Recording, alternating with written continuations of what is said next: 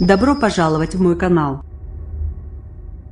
Correspondante du quotidien Libération à Johannesburg de 1998 à 2003, Sabine Sessou a coécrit avec Stephen Smith une biographie de référence de Winnie Mandela, parue en 2007 chez Calman Levy ***. Elle analyse ici pour l'Express l'héritage politique légué par l'ex-épouse de Nelson Mandela, morte ce lundi à 81 ans.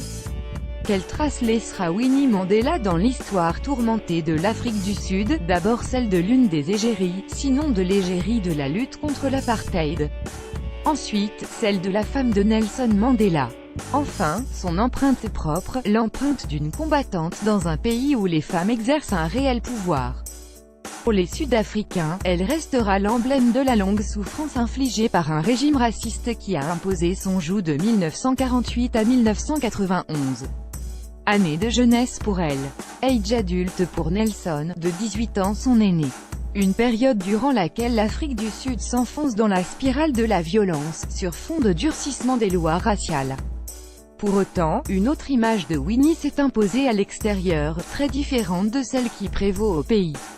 Rebelle indomptable ici, femme déchue, frappée par la disgrâce là. Les médias du reste du monde ont amplement détaillé sa dérive que symbolise l'assassinat en janvier 1989, de Stompai Moketsi, un militant de l'African National Congress de 14 ans soupçonné d'espionnage au profit du pouvoir blanc, tout comme ses démêlés avec la justice.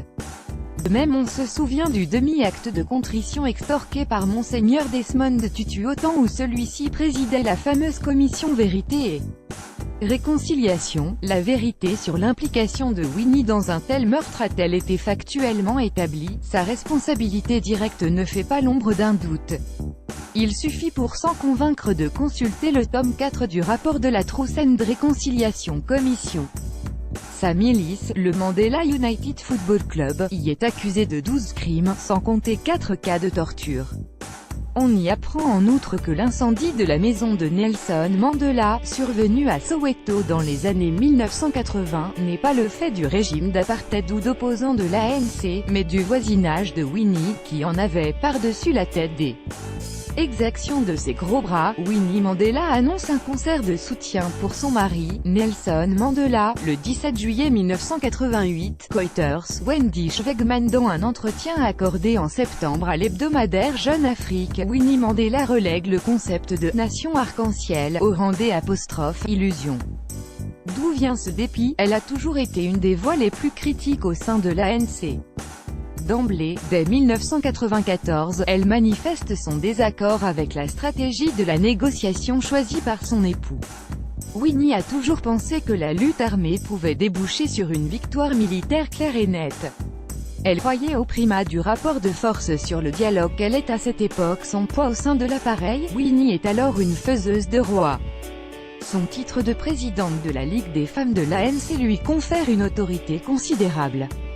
Sans son appui, le futur président, Thabo Mbeki n'aurait jamais pu intriguer pour ravir la vice-présidence à Cyril Ramaphosa.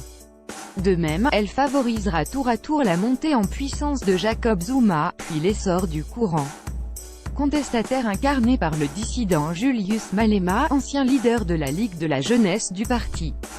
En revanche, rien n'indique que Winnie ait pris part au processus d'éviction de Zuma, écarté récemment au profit de Ramaphosa. À ma connaissance, sa dernière sortie politique aura pris la forme d'une vidéo dans laquelle elle vitupère amèrement Desmond Tutu, coupable de l'avoir sommé de reconnaître ses méfaits.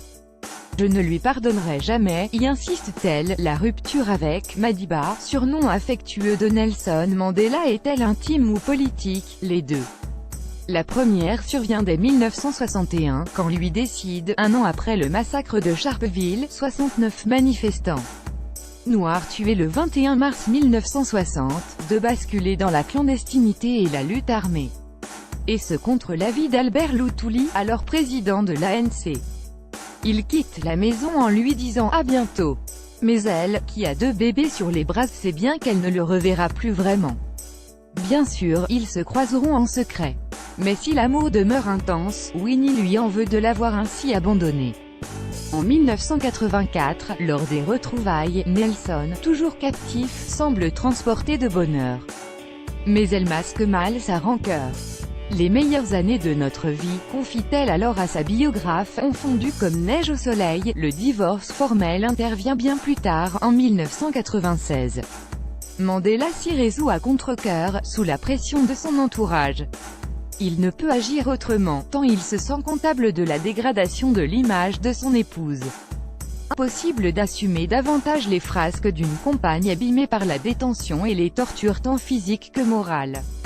N'oublions pas que Winnie survit à 34 ans à une crise cardiaque due selon toute vraisemblance au mois d'isolement et de sévices subis. La défunte aura-t-elle droit selon vous à des funérailles grandioses? Je vois mal comment les autorités la priveraient d'obsèques nationales. Il me paraît impensable de procéder autrement. Sauf à courir le risque de déclencher des émeutes massives. Car Winnie demeure, envers et contre tout, l'une des figures les plus populaires du pays, sinon du continent africain.